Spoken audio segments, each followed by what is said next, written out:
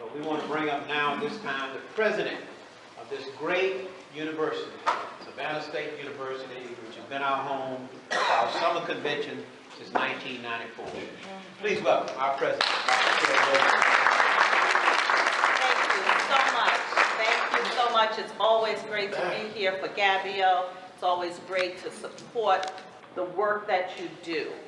And it's also a time in this weekend of also celebrating Juneteenth.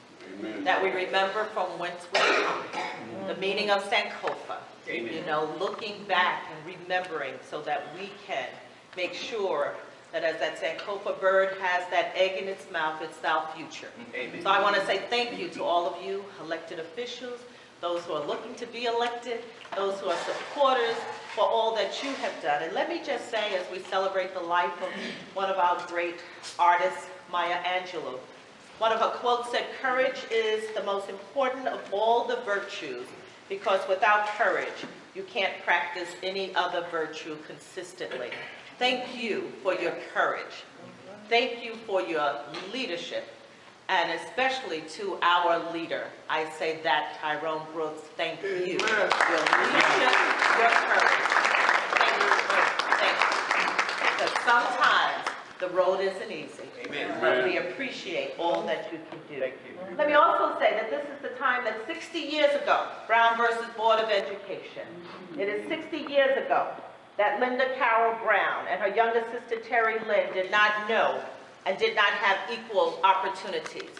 And we know that if it wasn't for historically black colleges and universities, where would our generation of people be when it comes to education? But we weren't waiting on the Emancipation Proclamation to decide that it was time. We weren't waiting on Thurgood Marshall to decide that the schools needed to be integrated. Because prior to emancipation, there were historically black colleges. So we celebrate the legacy of HBCUs, and we celebrate those HBCUs that started prior to emancipation, as well as those that began after. And just to remind you, 6 historically black colleges, including Cheney State and Lincoln in Pennsylvania, both founded in 1837. Don't tell us we didn't know the quality of education as we started those two.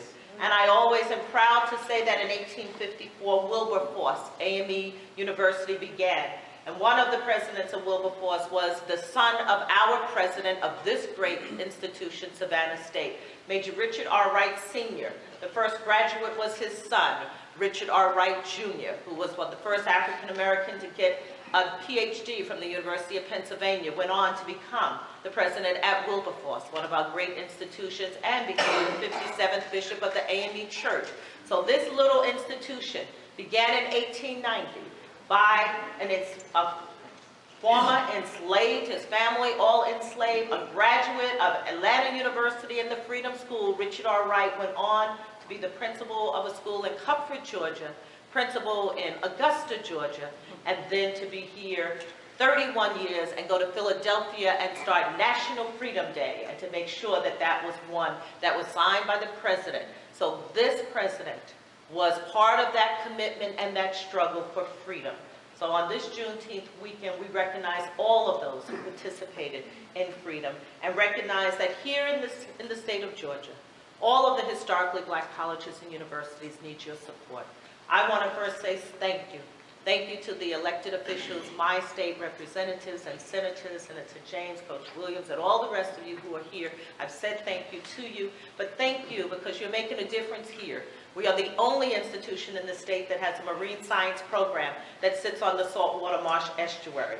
And it's because of the work you've done that we will get a building built. So thank you. And Ms. Myers has a special gift for our elected officials. We have a Savannah State pin on the table for all of you, and she has something for our legislators. But I want you, as you get a moment, and as you can see, those who can see out the window, when you get a chance, just kind of look out the window. You're going to see these 50 to 75 folks walking across campus. Can you see them between the campus? Well, we just had 250 new Tigers sign up for Savannah State University for the fall today. Today is new student orientation. And I was there this morning, and as the person said, I went overtime because I told them that this is your opportunity to start your life all over again. This is your opportunity that nobody but the admission people saw your transcript, nobody know your grades. If you already excelled and got all A's, keep it up. But if you got C's and D's, that's the end of your C's and D's. You're coming here to do A's and B's. I told them that they're coming here to excel, they're coming here to achieve, and they're coming here to leave in 4 years with a degree. That's what I want. Excel, achieve, and leave. You gotta leave because I got too many coming in. We have a waiting list. So you see them on their tour with their parents out there as hot as it is. Parents came up and I told the parents, if they lose their mind while they're here, I'm sending them back home to you because I don't have time for anybody who doesn't understand that it's a privilege to get an education today. Savannah State is a sacred place, and I thank those of you and my alums who made it that and for those who help us to keep it there. We have work to do. We have serious work, and we have students who are struggling. We have some that I'm telling them they won't get to live in housing. You violated the rights, or you've lived here too long. 4 years in and out of housing. And they're coming from all over the state, so they're getting it. They're getting it because I'm real clear about what our direction is. Representative Al Williams, hello and thank you. Thank you. We are excited about what we're doing. We're excited about the new programs. We are excited about what you are doing because you're providing opportunities for our graduates because of the work that you do. You're making a difference, and we say thank you to you. So on this Friday, we will have, I would say in March, I was in Liberia and in Ghana. We have a semester program in Ghana, West Africa. We have students who spend the semester at Kwame Nkrumah University of Science and Technology. We're beginning a program with the University of Liberia with President Dennis, and at the AME University in Monrovia, Liberia, where there is also the Bryan Theological Seminary and Monrovia College. The president of that university will be here on Friday, and we will sign the Memorandum of Understanding between the two institutions. And while I was in Liberia, I signed it with the university. Liberia is our home. That is our home. We left the continent enslaved here and went back and helped to build a nation. A nation that has had to overcome several coups. We need to help get that institution and that country back. I had the opportunity to sit with Her Excellency, Madam Ellen Sirleaf Johnson. And as she's stepping down, we have to pray for unity. We have to reach out and help and make sure that they continue in the direction that she has led so that there will not be another coup in Liberia or any of our African nations. But we got to make sure that that happens here, and that's what GABEO and that's what you do. And that's the work that is so important. So you let us know how we can continue to help. We are opening up our doors to more students, more opportunities, and it's because of what you've been able to do. I've also placed something in front of you because I can't stand without saying to you, there are students who come to Savannah State. So you see something called Closing the Gap. There are students who come to Savannah State, and it's this semester they need to graduate, and they've run out of money. After a certain amount of time, there's no financial aid. And when we've evaluated that they may need 1 more class or 3 more classes, but this is their final year, I created a fund 3 years ago called Closing the Gap. Some students only need $179 more. Some need $300, some need $1,500. We don't award no more than $1,500. But we ask you, and you take this to those people, if you can't afford to do it, you take it to somebody who can. Close the gap for students so they can get their degree. There are some who have marched across the stage and have graduated and can't get their degree because we haven't closed the gap of what they still owe. We're trying to close the gap so these students can finish. And if you don't do it here, do it at your alma mater, do it back at your HBCU, all of our institutions. Sometimes, when I left Atlanta University, I said, when I start making a lot of money, I'm going to give back big time. And I kept waiting to make a lot of money. And you wait, and you wait, and the bills come, and everything else comes, and you got kids in college. So I say right now we have, as you all do, we got to invest in our future right now. We have to invest in our future, and that is our students. Thank you for making a difference. Thank you for being there. There are also some brochures about our work that we're doing, new degrees that we have. Now they are saying, and we have a degree called Africana Studies. Our African Studies program, the system is saying it's low producing. Excuse, that's probably my phone. Low producing program. Our students no longer think that studying African Studies is important. You remember? I cut high school to march for Black Studies, and we're being told that we can't get enough students to fill a class. So we have to, again, let our folks know, let our children know that Africana Studies is important. We're added a new degree, a bachelor's in interdisciplinary science, a BIS. And let me tell you, that's going to help those students who can't figure out what they want to do. Some of you were out there not sure what you wanted to major in, and you didn't work in your major anyway. But I need students to get out, make a decision, make a major, and move forward. We have a new degree called Global Logistics and International Business. We want our students that we're preparing them to be global citizens. I ask them to master English and then master a second language. But our students are not mastering in English. In the state of Georgia, if you don't meet the minimum requirements to get into one of our colleges and universities, you have to take a compass exam. I have 1,060 students graduating from our high schools here that don't meet the minimum requirements. And our requirements are low. We're open admissions. 1,060 that got to take a compass exam. Even if they all took it and passed it, I can only take in about 300 or 400 of them. We're running a summer bridge, free, for them to come and study for the test. It's on a 9th grade level. Most don't pass because they get up, they get frustrated when they don't know the answer to 2 or 3 questions and they leave. It's an untimed test. It's not like the SAT. Our generation doesn't have the patience to sit still, and they've stopped reading. So every opportunity that we could help and help our young people, and the young people in this room, read something. Read the paper, an article. More than you text, you got to read. We're losing a generation. Fort Valley State University is struggling with its enrollment of students that meet the minimum requirements. Whole lot of the students applying don't meet the minimum, and we get in trouble when we don't take. So the 3 of us were together yesterday. We were sorry we couldn't be here as we usually are, but Interim President Art Dunning and, of Albany State, and a great person, and President of Lord Griffith at Fort Valley, and myself, we were all at the HBCU Student Success Conference in Atlanta yesterday. We were together, and they all send their regards, and we thank you collectively for what you do. Send your students to us. We return them back. And to all the alum of all of our historically black colleges, we say thank you for your work. Thanks for being here. Enjoy the rest of your GABEO session. All elected persons, as Ms. Myers come by, we just have a little token, a little keychain from the Office of the President for our elected persons here. So just let her know, and if we run out, she'll run back over and get it. But for our elected, black elected officials, thank you. Dr. Cheryl Dozier, my friend of many years, and all of the work that you do here to expand this great university. We met when she was over at UGA in Athens, and we've maintained that friendship. When I was mentioning Ambassador Andrew Young's interview a minute ago, I saw my brother, Representative Al Williams, walk in, and I remember when Al called to invite me over to Dorchester, a 50-car caravan from Atlanta to from Wheat Street Baptist Church to Mooresford Bridge. So I wanted to bring Lonnie up first because I want him to tell you all the story, how he got Dr. Martin Luther King Jr.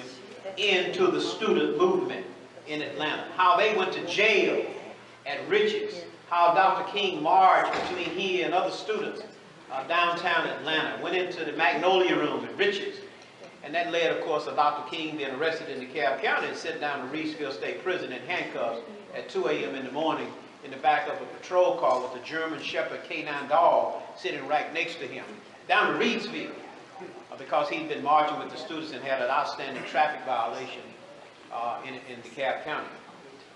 Lonnie King is my friend. He's my hero. We love him. He has returned to Georgia from the D.C. area, and I don't know if he's got that doctorate from Georgia State. Almost completed his doctorate at Georgia State University, but he is absolutely a treasure, and he is a walking encyclopedia on civil rights. Ladies and gentlemen, please welcome the great legendary Lonnie King. Give him your attention now. Give him your attention. Thank you very much.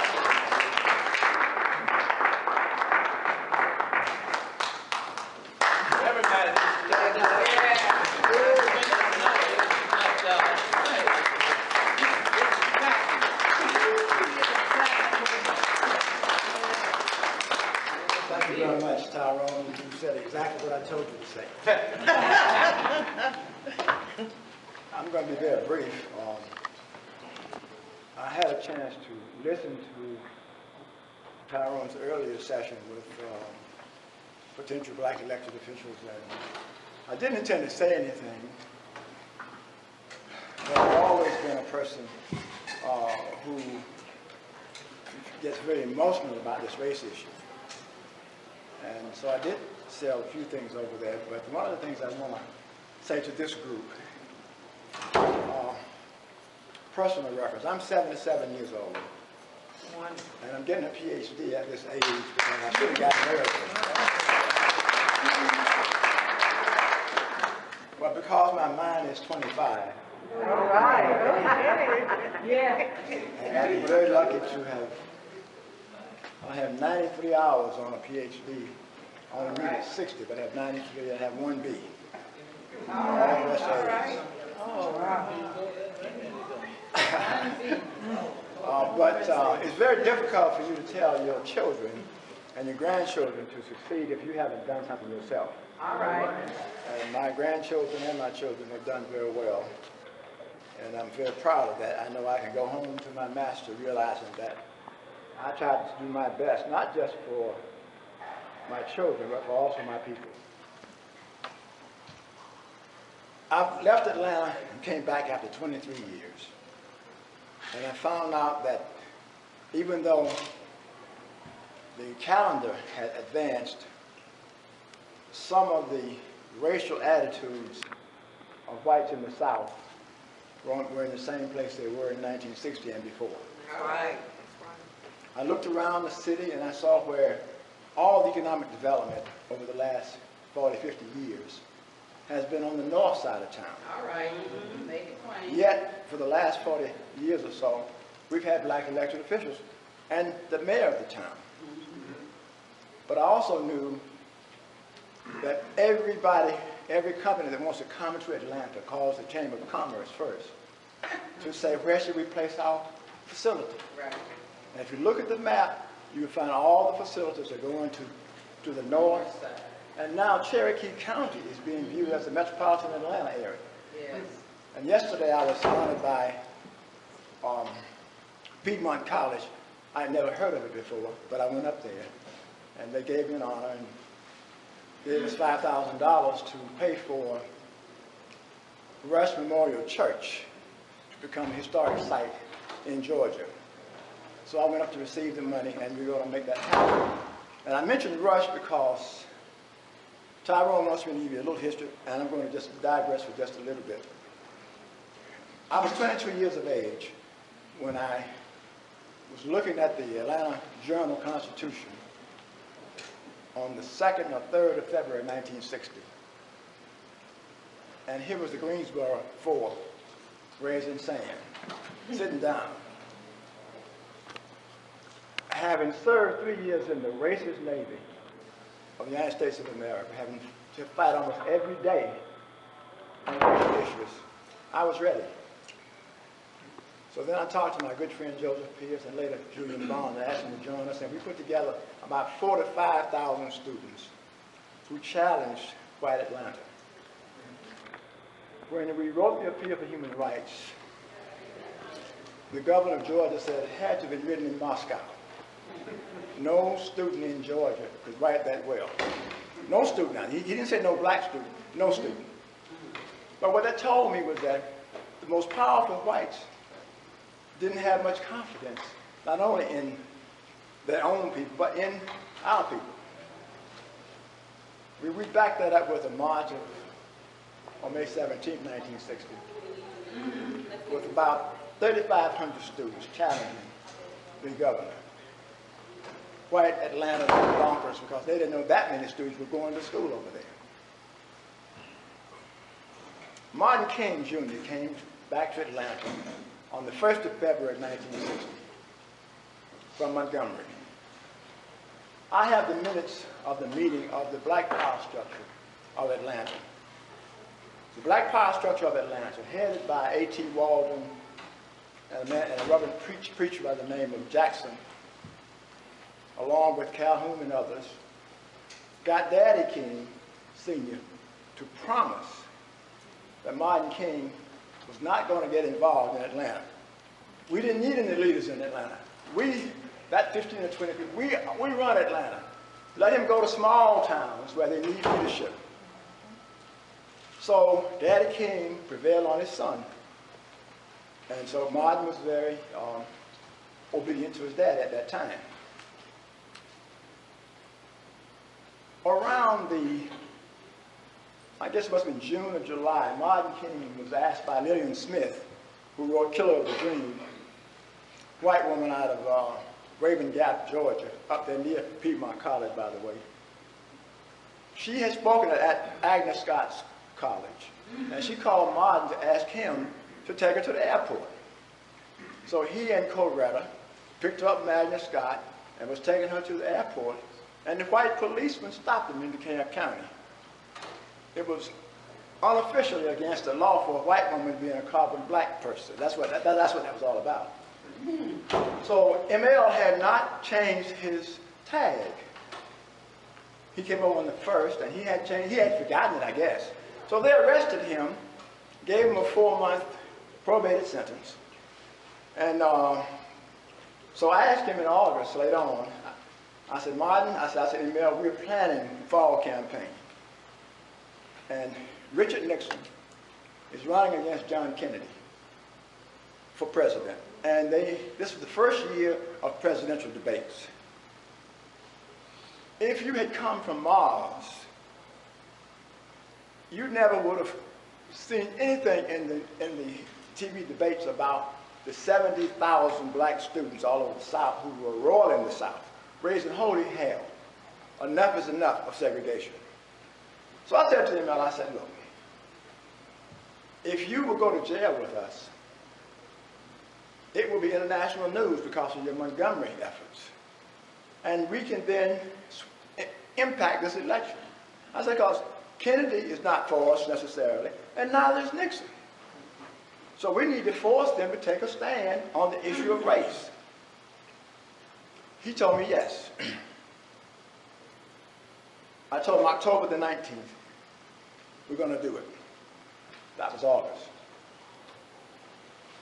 On the 18th of October, I told Herschel Sullivan, who was my vice chairman, call Dr. King and tell him to meet me on the bridge at 10 o'clock in the morning. We're going to go and get arrested. And I had talked to him earlier. She came back and she said, Lonnie, he said he can't go. I said, what?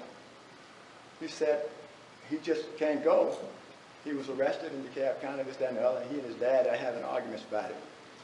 I said, Herschel, talk to the students. Because I was talking to about 200 or 300 students at the time. Talk to them and let me go talk to them. So I got him on the phone. It was Y.T. Walker. It was A.D. King, Dr. King Sr., and Dr. King Jr. But I only talked to Dr. King Jr., but they were on the line. And they were he was giving me the reasons why he thought maybe he shouldn't do it, so forth and so on, upon second thought. And his dad was on my case. If any of you knew his dad was on my case. Because he baptized me in 1945 when I was 8 years old. I was a member of that church, which is why I had the relationship with Martin King. And the rest of you, Dr. Steele, Bernard, we put our fight on cruise control over the last 50 years. All right, all right. The people opposing us, who opposed us then, put their fight against us in overdrive. All right. And their goal is to turn everything back to where it was. And they don't care how it looks. That's right. They don't care how many lies they tell. Just turn on Fox News and you see how many lies. If Obama says something is white, they say it's black, and vice versa. Even if they said it was white yesterday. Because they don't want to be on the same side of history with a black person. That's right. Amen. Now, I'm not suggesting that you go out here and shoot any white people. That's not where we're from. But what I am suggesting that you do is, black elected officials, you all need to understand that you cannot afford to be like the white people. All right. you've got to touch base with your constituency. We have almost 1 million people in this state who are eligible to register and vote who look like me, who have not done it.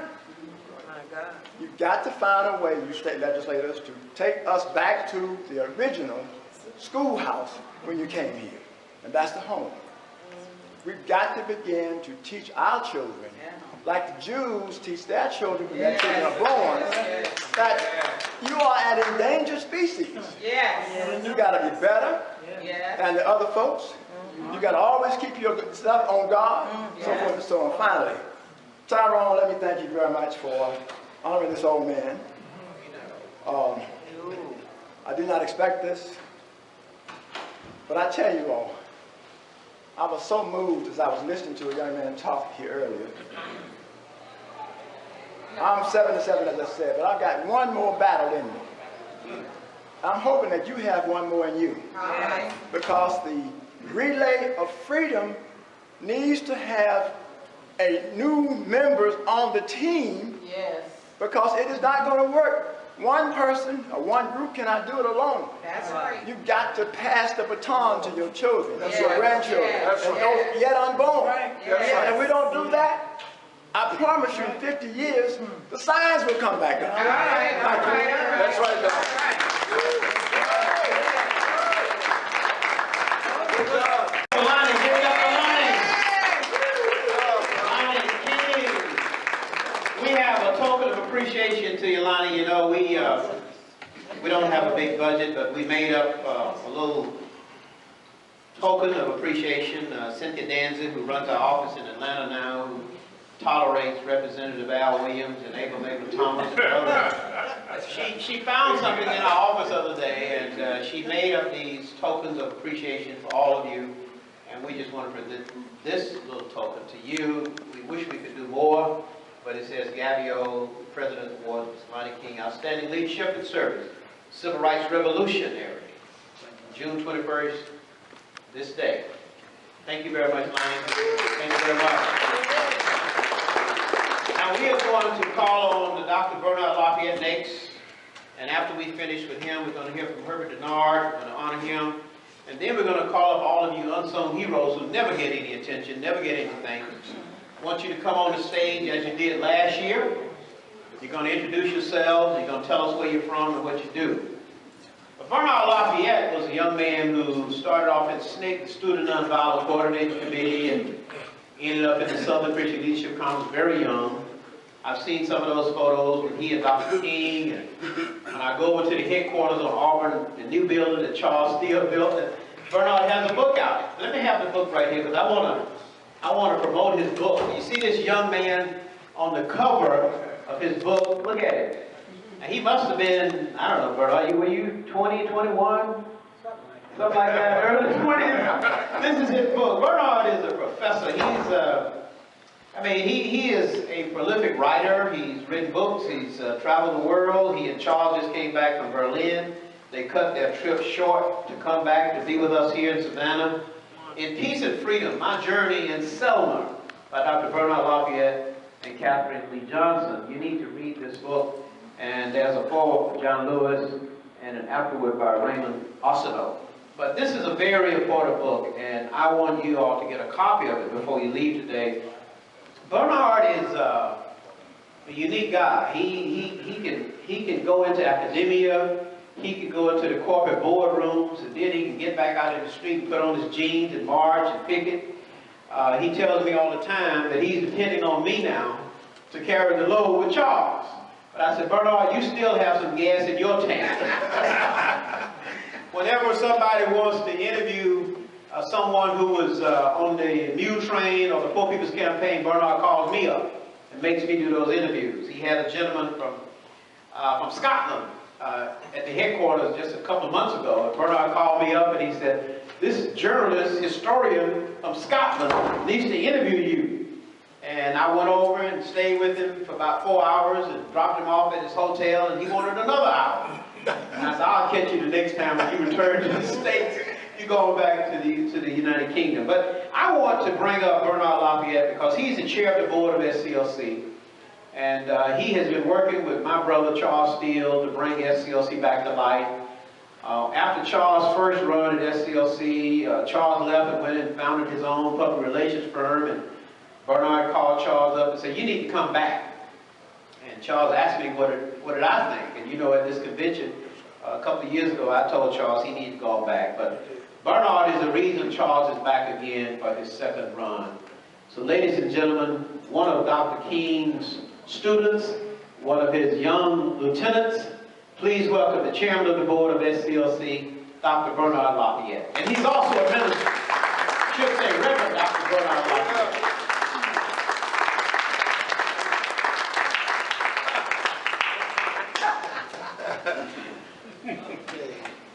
Thank you very much. I appreciate it. And let's give Honorable Tyrone Brooks. He's still on the job. Still on it. He refused to retire. Yes, he will never be a veteran. Always be That's right. on active duty. Yeah, active duty. And we just can't say enough about the work that you are doing as elected officials and those who work with the elected officials. It makes it possible. You're the ones that we were fighting for when we put our lives on the line. Make it plain. We didn't expect to run for office, but we knew there would be someone coming All right. after us. I like that concept that Lonnie King laid for us. This is not a 100-yard dash. This is a relay. All right. That's right. So we have to pass the baton to someone who will, or rather the torch, I like, to someone who will not blow it out Yes. or stick it into a pot of water. All right. All right. We need to make sure that as we pass the torch, we got some strong Jesse Owens. All Come right. on. All right. Who's going to take it Yes, sir. to the finish line. Go ahead. Yes, sir. We're not there yet. Not there yet. Yes, this is a relay. All Yeah. right. And we still have a way to go before we get to the finish line. Yes, sir. Now I should explain something to you, because I'm sure you don't know me that well, because I work very hard for you not to. I'm looking for some leaders. All right. I'm looking for some folks who are going to take it now to the limit. Yes, Tyrone don't know what I have in mind for him. If he fool around with me, he's going to be, That's right, Tyrone. You get the hint, don't you? That's right. Yeah, I'm not 77, but I'm very close. I don't look like it, okay? But I'm way past, okay, 73. All right. Yeah, way past. So the point we're making is that we have got to invest in our young leadership. Yes, sir. Now, having said that, I want to say that it's important that we learn the lessons that we experience every day. And some of you have not told about the experiences that you have received going through the second syndrome. All right. Come on. Now there are three, and we are now, as black folks, in the fourth syndrome. All right. All right. The first syndrome is, since we're on the theme of looking at our history through the lens of our, the present time, we are able to look through the lens of the past in order to see the future. If you can't appreciate what we have experienced and seen in the past, we will not be able to have an appreciation for the future. Third generation syndrome. The first generation comes over and they bring their religion, they bring their clothing, they bring their values, and especially their menus. All right. Yes, they bring their menus.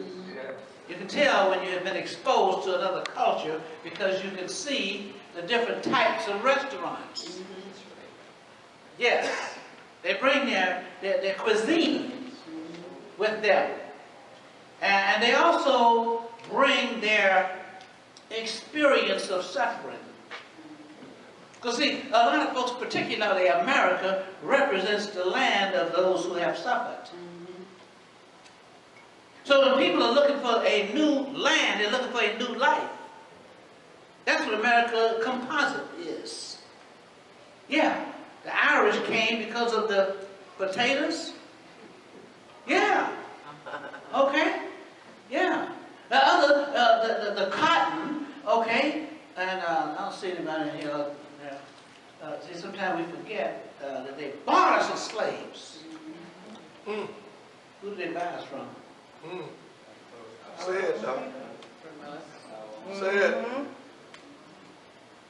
That's what we're talking about.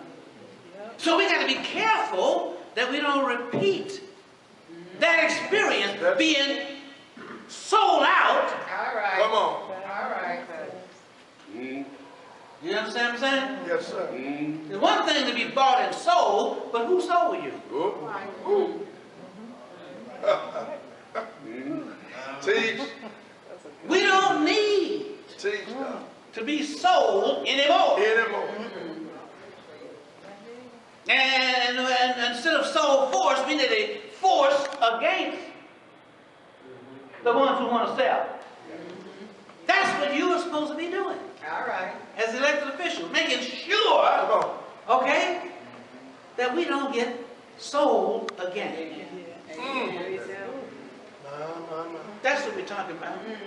Because see, that first generation, they came over, and what happened is they brought what they had back home. Now the second generation, their children, they want to get rid of all that. No, they ain't gonna go by no tribal religion and all that. You know, we had that, you know. Yes. And in fact, they changed our names. Yes. We're the only people who don't know our names. All right. And all the folks who came here. You have to stop when you start thinking about your ancestral names. All right. You know, in the group. The rest of them got all those names. They brought with them. We brought everything except our name. They had to get rid of that. We got rid of our religion. We don't know. So we grabbed what we could, and we survived That's right. on a religion that we didn't even know about. Not a religion of our forefathers. All right. All right. But we took what we could, Yes, sir. put it together. And then after we started reading, they let us read a little bit. Only thing they would let us read. Okay? We started making up songs. We started identifying with the children of Israel. You know why, don't you? Because they were in slavery too. Yes. That's right. Yeah. That's why. So you see that second generation, they wanted to get rid of all that. And so they wanted to just blend in with everybody else and get a suit and tie and some shoes that string up. We ain't got no shoestrings back home. In fact, some of them just go barefooted. That's right. Yeah. But what we did was assimilate it. So we got tired of this nappy hair, so we got some straightener. I got some comb in my bathroom cabinet now. You know Conqueline. No, I know you ain't told the jury about it, but you know. Well, come on. Yeah. Now, I would have got some of that whitening, but I couldn't afford it. You know? But some people did. That's right. That's right. That's right. Yeah. Did you know you can get some stuff to lighten your face up? Yeah. Yeah. They got stuff everything. If they got stuff to make white folks look black, you know. Yeah, they got. Yeah. So we're talking about, we want to look, be like them, act like them, talk like them, look like them. Come on, tell Yeah. Tell the truth. That scared me almost. I don't know what the guy had blue eyes. But you know you can change your eyes. Yeah. You didn't know that? That's gonna cost you now, Harry. You ain't got no cheap blue eyes. Yeah. Yeah. But I better tell you this before we go any further. I'm a Baptist preacher, but I don't talk long. Okay. I ain't gonna scare nobody. I got plenty of time for your medication and everything. Okay, so don't worry about that. All right. So see, when I first pastored the church was actually in Tuskegee, Alabama. Westminster Presbyterian Church. You know, across from the high school, around the corner from the campus. Yeah. I'm a Baptist preacher, and I graduated from American Baptist College with John Lewis and C.T. Vivian. That's where we all went. Okay? Yeah. But when I came back to Tuskegee, because my wife is from Tuskegee, I'm with the Bulls family. You know, the Bulls over there. Yeah. And in fact, if y'all know any foresters around here anywhere, they're my relatives. So let them know I'm in town. I asked the elder when he invited me to come. Elders are like deacons in the Baptist church. The difference in the elders in the Presbyterian church, they actually run the church. In the Baptist church, the deacons try. Give them credit. They try. Okay. So I asked him, I said, how long, do you have in the program for the sermon? Because I was a guest minister at that point. And the elder looked at me and read back. And he said, now, Reverend, I don't know what you heard about the Presbyterian church, but we do not put a limit on the sermon. You know, so you can just go and, preach as long as you want to. We leave at 12.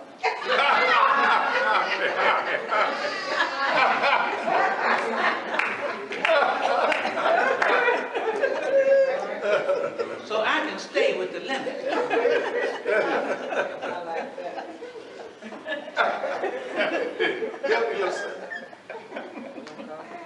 Now, the third generation syndrome is your grandchildren now, or that great, that different, it could go for, the syndrome could go for 10 years, or it can go for 20 years, or 30 years, whatever, 40. But whenever that next generation comes along, that's the third syndrome, and they're the ones who want to go back now and learn something about their history and their great-grandparents and where they came from and all that. It's kind of difficult for us. They can do DNA now and find out which tribe, You don't need to do that, by the way. Exactly. You spend money for everything else. Go and find out what tribe you came from. Exactly. Yeah. Get your identity straight.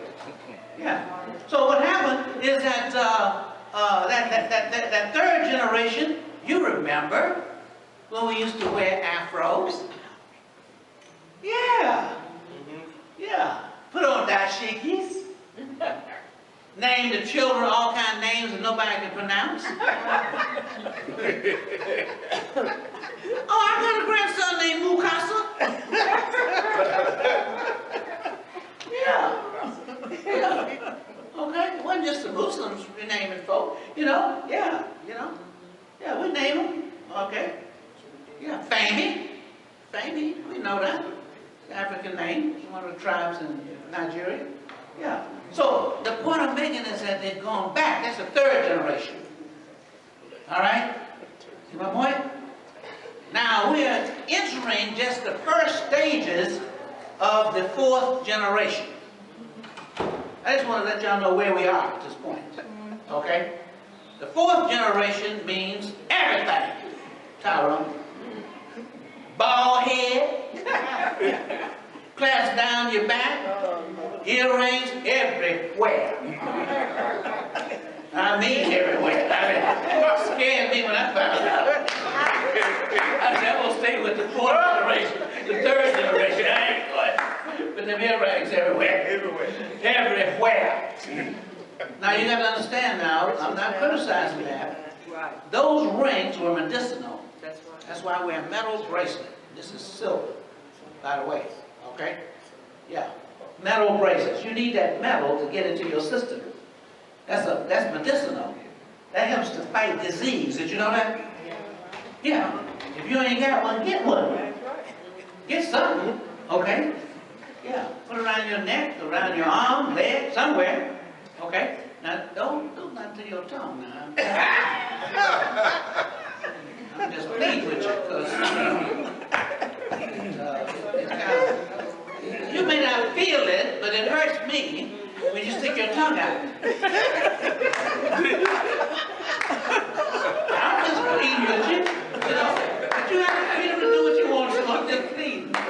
Please don't do it.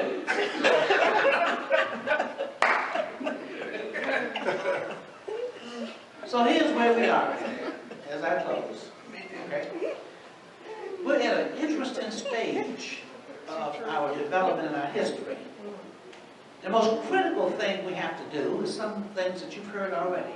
We've got to educate our young people. So here's what we got to do. We got to have Saturday school. If you don't have one in your church, start one. Did you hear what I said? That's what we can do. Now, some things we can't do, but you need to start a Saturday school. Because we got to make sure, like our sister just told us, that they are ready to go to school when they get of age. Those who go to school 7 days a week, 5 days in regular school, Saturday school, and Sunday school, they'll be schooled by the time they finish school. That's right. So we got to school them. All right. Well. Because how they going to get the tools to do it? Did you hear that lady say how many drop out? Yeah. It ain't just about money, honey. You see my point? 3rd, 9th grade. We always going to be behind. Yeah. Because if you don't get it now, when are they going to get it? All right. That's right. And then we sitting around looking at them as a judge, put them on those orange suits and send them to jail, and we sitting around looking at them like a country cow looking at a choo-choo train. All right. What you need to do is organize a committee that go down to the court so you can watch them get sentenced. See, it's all behind the scenes. You don't see that, so you don't feel it. What you don't see, you don't feel. You need to organize a committee to make sure that folks go down, okay? And they get some college students involved. Yeah, so they'll know where their children are going to end up if they don't do something about it. That's the challenge we have. Yes. And Chairman, I hope we get a chance, President, get a chance to say a few words about SELC and where we're going in the future to deal with these problems. But I finally want to say that it's going to be our responsibility. Okay? And you sit around and blame some white folks if you want. Okay? That's right. Blame some white folks.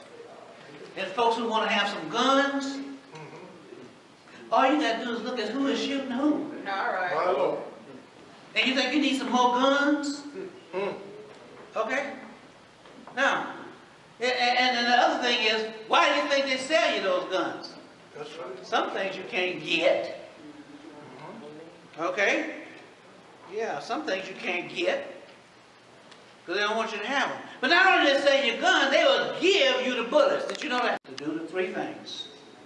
Number 1, make sure those children spend some time with grandmama or grandmamas and grandpapas so they can tell them about that history. Right. Okay? The next thing I need you to do is to go ahead and invest the money and do the DNA and find out what tribe you're from. So you don't want to die and don't even know where you came from. Okay? It's a good idea. In fact, you can make it a family a present to the rest of the folks. That would be really smart. They'd love you forever. Yeah, sneak up and find out and then tell them what tribe they're from. Uh-huh. Okay. And the next thing is Saturday school. Okay? Yeah. Saturday school. That's going to be devoted to whatever educational needs they have. Whether it's math, English, and all that, foreign language. That'd be good. But to learn something, okay? And make games out of it. You can have fun doing this. I'm going to tell you, we did it in Nashville. Yeah, we had the Godfathers program.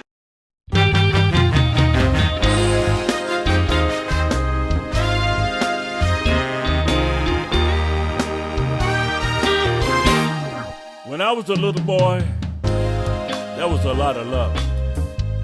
Love between brothers and sisters, neighbors and friends. There was so much love until I thought that love would never end.